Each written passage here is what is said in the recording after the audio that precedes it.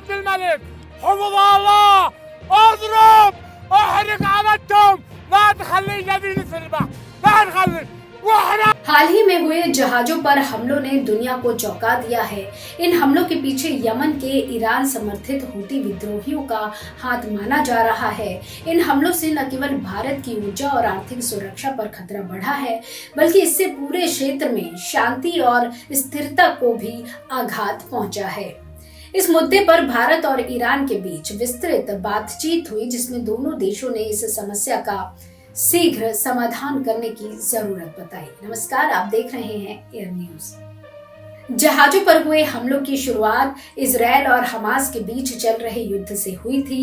Yemen के Houthi विद्रोहियों ने कहा था कि वे उन जहाजों को निशाना बना रहे हैं जो इजरायल की तरफ जा रहे हैं, लेकिन अब तक ये साफ नहीं है कि इन विद्रोहियों ने जिन जहाजों पर हमले किए वो सभी असल में इजरायल की तरफ ही जा रहे थे।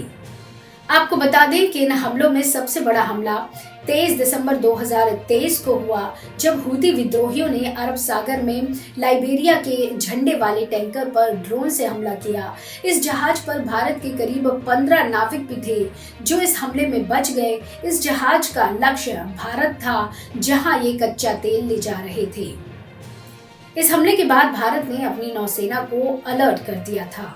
इसके अलावा 16 जनवरी 2024 को एक अमेरिकी कार्गो शिप पर बैलिस्टिक मिसाइल से हमला हुआ, जिसका जिम्मेदार हूती विद्रोहियों ने खुद को बताया। इस जहाज का लक्ष्य भी भारत था, जहां ये वस्तुओं की आपूर्ति करने जा रहा था। इस हमले में भी किसी को चोट नहीं आई, लेकिन जहाज को कुछ नुकसान हुआ।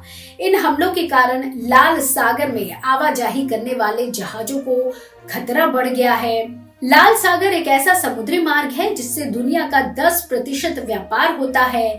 इस मार्ग से भारत को तेल, खाद्यान्न और अन्य वस्तुओं की आपूर्ति होती है। इसलिए इस मार्ग पर होने वाले हमले भारत के लिए बहुत चिंताजनक मामले हैं। इस हमलों के परिणाम स्वरूप भारत ने अपनी नौसेना को सतर्क रखने के साथ साथ ईरान के साथ बातचीत भी की है। ईरान के बीच बातचीत का मुख्य उद्देश्य यमन के हूती विद्रोहियों को रोकना और लाल सागर में आवाजाही की सुरक्षा सुनिश्चित करना था। दोनों देशों ने इस मुद्दे पर एक साझा रुख अपनाया और एक दूसरे के सहयोग की आशा जताई। भारत ने ईरान को यमन में शांति प्रक्रिया को बढ़ावा देने और हूती विद्रोहियों को अंतर्राष्ट्रीय कानून का पालन करने के लिए प्रेरित करने का आग्रह किया। ईरान ने भारत को अपना एक महत्वपूर्ण साझेदार मानते हुए भारत की ऊर्जा और आर्थिक हितों का सम्मान करने और इजरायल के खिलाफ एक निष्पक्ष रवैया अपनाने का अनुरोध किया। भारत और ईरान के बीच बातचीत का एक और पहलू चाबहार पोर्ट का विकास और संचालन था। चाबहार पोर्ट भारत के लिए अफगानिस्तान और मध्य एशिया तक पहुंचने का एक वैकल्पिक मार्ग है, जो भारत की रणनीतिक और व्यापारिक हितों के लिए महत्वपूर्ण है।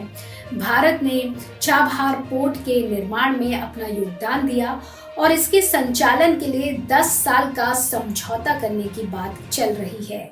ईरान ने भारत को चाबहार पोर्ट के विकास और संचालन में पूरी तरह से भागीदारी देने का आश्वासन दिया है। भारत और ईरान के बीच बातचीत के नतीजे में दोनों देशों ने अपने संबंधों को मजबूत और गहरा बनाने का संकल्प लिया है।